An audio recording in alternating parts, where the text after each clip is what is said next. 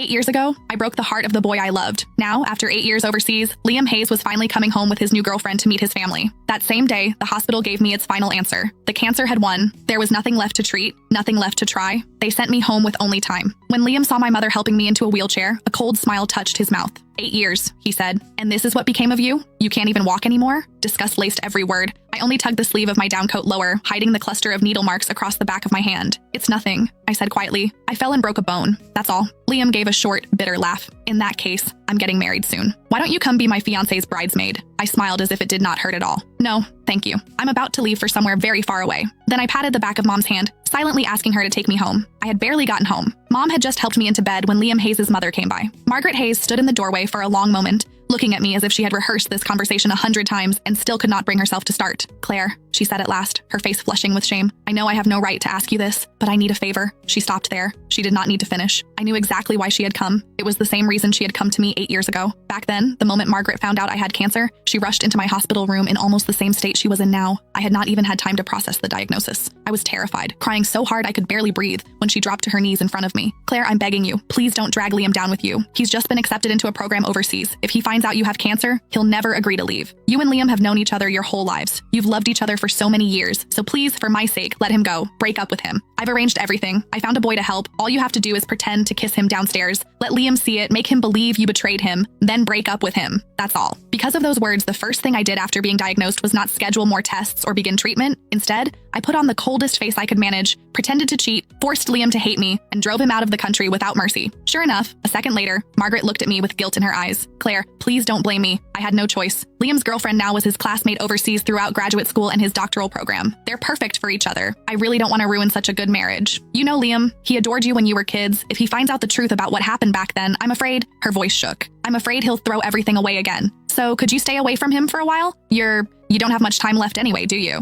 In your condition, you shouldn't be going out, don't you think? The moment Margaret said those words, my mother grabbed a pack of adult diapers from beside the bed and slammed it down so hard the mattress shook. Seeing that she was about to lose her temper, I quickly tugged at her sleeve and softened my voice. Mom, please. It took several seconds before she managed to hold herself back. Only then did I look back at Margaret. I can promise I won't tell Liam what happened 8 years ago, I said calmly. But I can't promise I won't see him. No, I could not promise that, because during all 8 years of surgeries, chemo, and hospital ceilings, there had never been a day when I stopped missing Liam. When chemotherapy became too much to bear, I would clutch the old photo of Liam and me until my fingers cramped. Some nights, that picture was the only thing that kept me from giving up. I went through more surgeries than I could count. Some minor, some so dangerous. Mom signed the consent forms with shaking hands. More than once, I was rushed into the ICU and almost did not wake up again. Every time, Mom stood beside my bed and shouted herself hoarse. Claire, have you forgotten? You said you were going to survive.